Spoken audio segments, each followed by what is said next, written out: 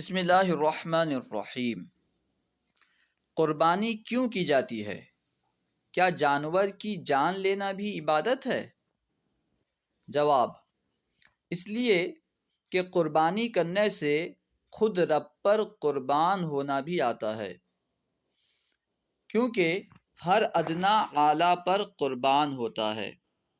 دانا پر کھیت کی زمین قربان ہوئی کہ جوت دی گئی، اور دانا جانور پر قربان ہوا کہ جانور نے کھا لیا، پھر جانور انسان پر قربان ہو گیا کہ ذبح کر دیا گیا۔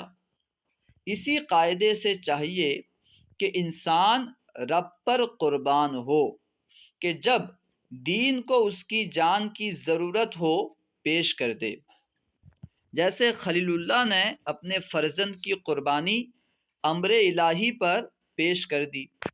نیز ذبح کرنے سے جہاد اور شہادت پیدا ہوتی ہے، جہاد اور شہادت کا جذبہ پیدا ہوتا ہے۔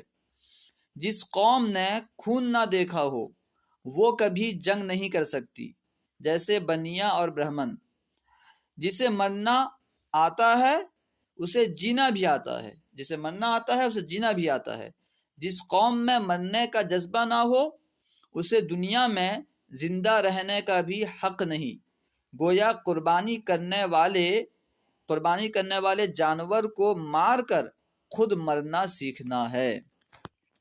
جو لوگ اعتراض کرتے ہیں کیا وہ لوگ مرغی کا گوشت نہیں کھاتے، بکری کا گوشت نہیں کھاتے، مچھلی نہیں کھاتے؟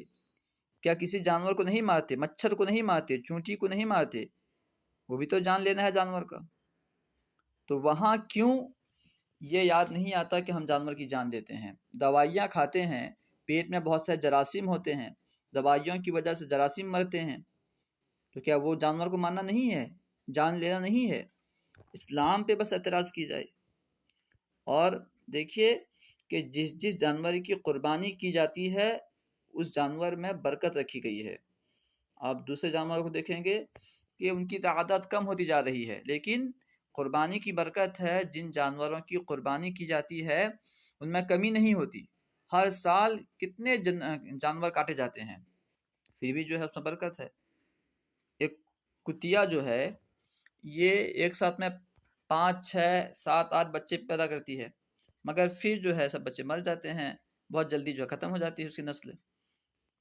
کتے بہت کم نظر آتے ہیں، لیکن وہیں اگر ان جانوروں کو دیکھیں جن کی قربانی کی جاتی ہے تو ان میں بہت برکت ہے۔ اور یہ بات اگر قربانی نہ کی جائے تو جانور اتنے ہو جائیں گے کہ ان کو سنبھالنا مشکل ہو جائے گا۔ خیر، اگر ویڈیو اچھی لگی تو لائک اور شیئر کرنا نہ بھولیں۔ السلام علیکم ورحمۃ اللہ وبرکاتہ۔